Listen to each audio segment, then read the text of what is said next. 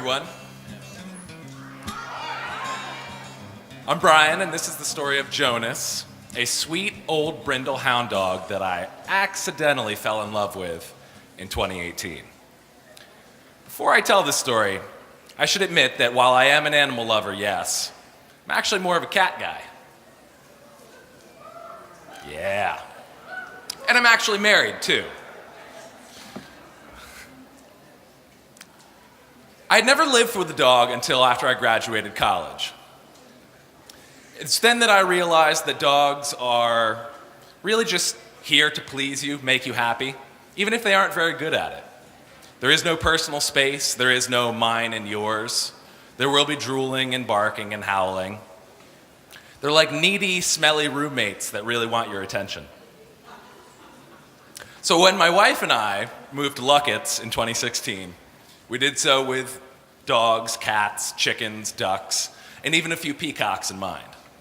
Before we got our own dog, we had a whole parade of dogs belonging to relatives and friends. Oh, you should try this one out. I'm going on vacation. One such friend said that we just had to meet and foster Jonas, who was an old dog who belonged to her eccentric Aunt Eileen. Jonas was 16 at the time, and Eileen and her son Guy were Jonas's third family. Jonas was born as a hunting dog, which he happily did for 8 years, until his enthusiasm for cars got the best of him. He ran out into traffic one day and got hit, destroyed his back end, and needed a complete rebuild of his left hip.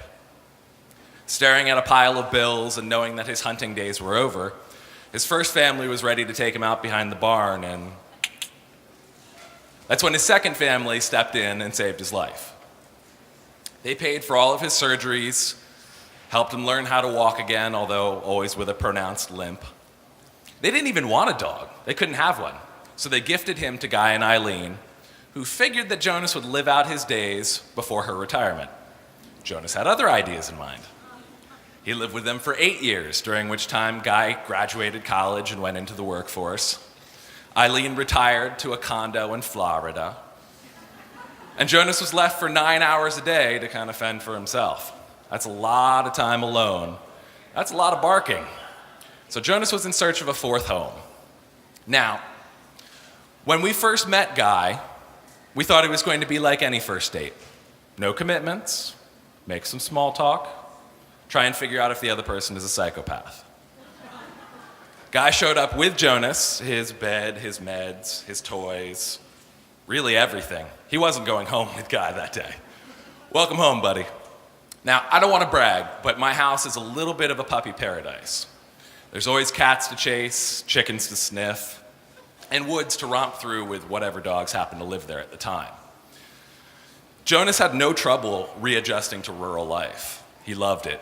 And the cats even gave him the stamp of approval, which never happens. He just wasn't quite sure how these humans fit into the mix. Now, when Kate and I got Jonas, we were pretty sure that he was deaf. The only way to call him back to the house was to actually find him, chase him down, kind of do one of these in front of him, and then point him back towards the house. He never came when he was called, but he was never late for dinner, and he was first in line for treats. Turns out that Jonas just had selective hearing. Who here knows people like Jonas? Yeah. It took about a month before Jonas realized that he actually kind of liked us. We were all right. And from that point on, my wife never went to the bathroom by herself. I never sat on the couch alone. And nobody ate anything unsupervised. He was just the gimpy shadow that followed us around. Every day started with a Frankenstein groan from the dog bed, and did not end until he had gimped his way back upstairs at night. Jonas was, well, how shall I put this? He was a wonderful greeter. We have an Airbnb at our house, and for every time someone pulled into the driveway that summer and fall, Jonas would be there to bark.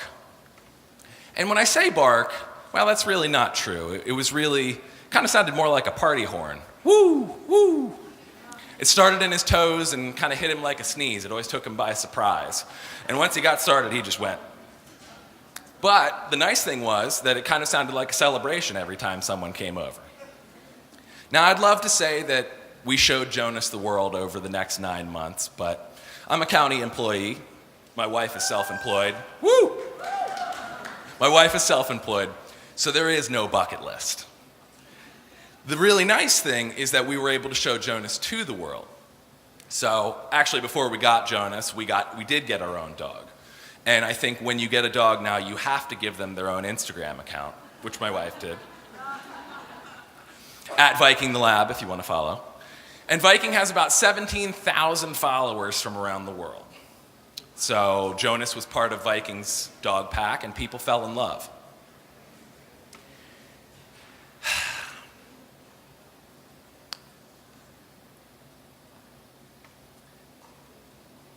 It was about October when we decided, you know what? This dog's going to make it to New Year's. Let's start planning to throw him a 17th birthday party for this immortal hound dog. We were going to invite our family, who knows we're crazy, and Jonas's third family, who knows we're crazy, and then any of our friends with dogs. It was going to be a really good time. Sorry, folks, I think you know where this story's going. On November 14th, we woke up just like any other day to the sound of a groan. I got up and fed the cats, and I was drinking my smoothie in the shower. Kate was running around taking care of the dogs, feeding the chickens, and yelling out the window for Jonas to come back from the woods. Selective hearing strikes again. When I left that morning, everyone was fine. The dogs were starting to pile onto the couch, except for Jonas, who seemed a little woozy and disoriented. Kate was concerned that he had had a stroke, and so she piled him into the car and took him to the vet. When she got there, Jonas had almost no pulse. So they hooked him up to an IV and realized that what had probably happened is that he had a tumor at the base of his heart that nobody knew about. The ticking time bomb had finally gone off, and he was in stable condition for now, but he wasn't going to come home. I will always appreciate that Jonas waited for me to get there that day.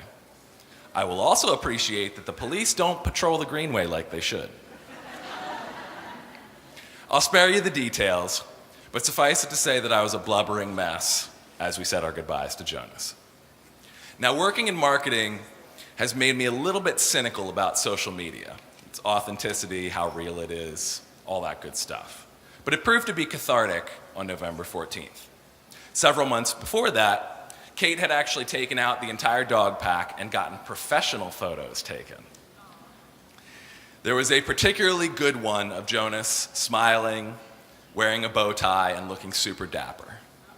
She chose to post that photo that day, overlaid with his date of birth, or what we think it was, and his date of death. Over the next 24 hours, we got more than 1,000 comments and messages from people around the world who were expressing their condolences. Just as Jonas had become part of our furry family, he had brought real joy to people around the world. Even though he was just pixels on their phone, when he died, he brought real tears to people, and they were nice enough to share that. So, the point is that Jonas lived to be almost 120 in dog years, and that's a good run by any stretch. He was a companion to 4 different families, and in the end, he got just a little bit of the fame that he probably deserved. The truth is, though, that Jonas was only special because he was special to us. He was just like millions of other senior dogs who deserve to have a happy home. Now, when all is said and done, I'm really still more of a cat guy. Sorry. I didn't give Jonas a home because I expected to love him. That just sort of happened. But if you think that you would have loved a dog like Jonas, then I encourage you to go to the shelter and give another old dog a chance. Or maybe a cat. Thank you.